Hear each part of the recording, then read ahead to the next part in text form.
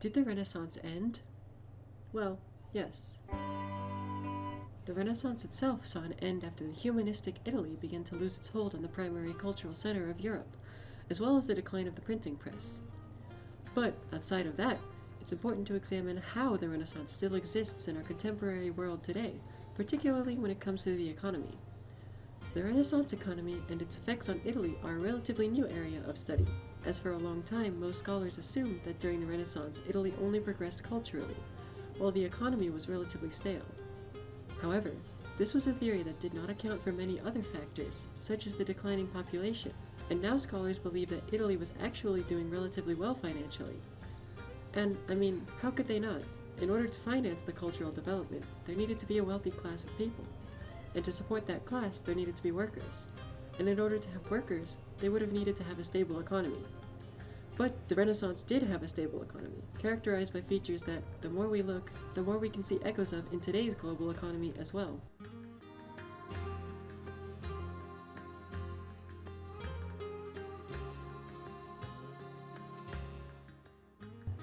After a series of plagues hit Italy, the population size suffered.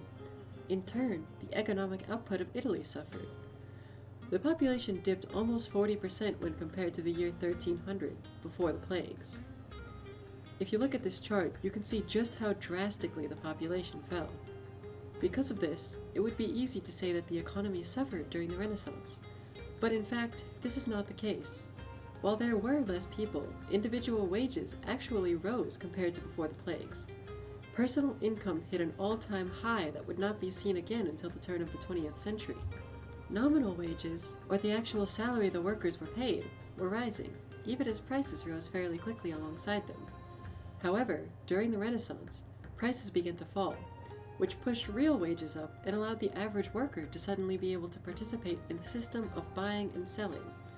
This increased participation in the markets led to the GDP per capita, or the overall output of the economy per person, to rise as well. The downside to this, however, was Italy's overall GDP falling, and the divide between wealthy and poor became even more pronounced. In his article, Italy in the Renaissance, a Leading Economy in the European Context, Paolo Malanima states that the percentage of income that the top 10% of the Italian population owned was a staggering 63 to 65% in the 15th century, near the beginning of the Renaissance.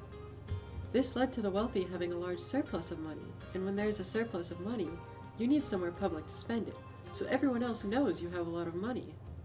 This led to the phenomenon of conspicuous consumption, as wealthy Italians who owned all that money scrambled to flaunt their wealth by buying up as much fancy set dressing as they could for their homes and bodies.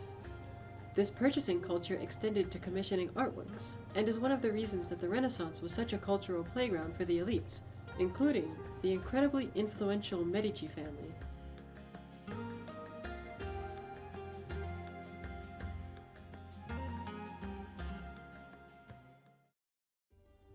The Medici family was a perfect example of one of the symptoms of this new economic system Italy was starting to fall into. A merchant family originally, the Medici branched out into banking under Cosimo de' Medici and his father. As it turns out, banking was quite the lucrative business, and made all the more potent when it comes with political power and influence. This idea is still around today, as even the concept of a banker itself is defined by Samuel Chambers in his book Capitalist Economics, as profit-seeking capitalists who make loans in order to make money. This idea of using money to make money is a core tenet of capitalism, and one of the things we can see sticking around ever since the Medici perfected the practice. Banking internationally was a way for the Medici to exert their influence on not only the Italian government, but the network of people who needed money throughout Europe, including even the Pope himself.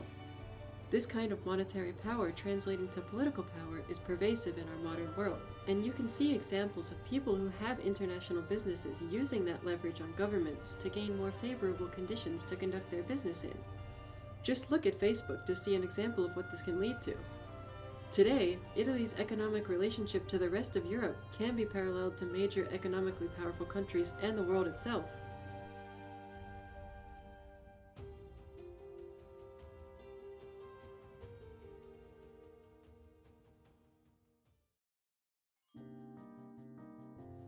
Modern capitalism, for all intents and purposes, was both a product and an enabler of imperialism. The way that modern capitalism developed was through the exploratory period of the late Renaissance. When the Dutch wanted to spread themselves to all the other countries they had heard so much about, they needed money to finance these voyages. However, people were not willing to take the financial risk of having an entire ship that could sink on their shoulders. In order to reconcile this, the Dutch government's VOC followed in the East India Company's footsteps and paid for their expeditions through bond financing. In case you don't already know, bond financing is a system where people can buy certain amounts of money to help a large organization, like the government, pay for something. These bonds gain interest and can also be bought and sold between potential investors, making them a much more fluid form of capital than regular money.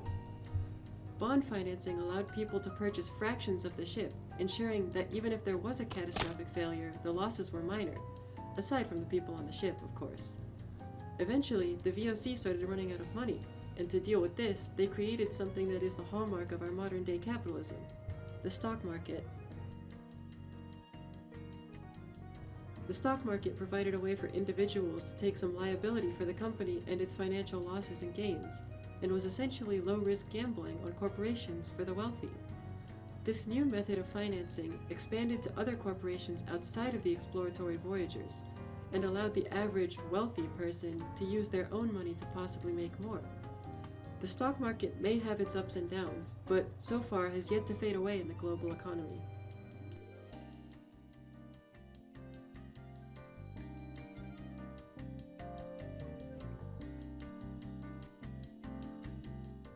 So, that brings us to the question: are we living through the same economic growth as the Renaissance Italians were? Well, it's hard to say. We've been basically living under capitalism since the day ships started sailing for the New World.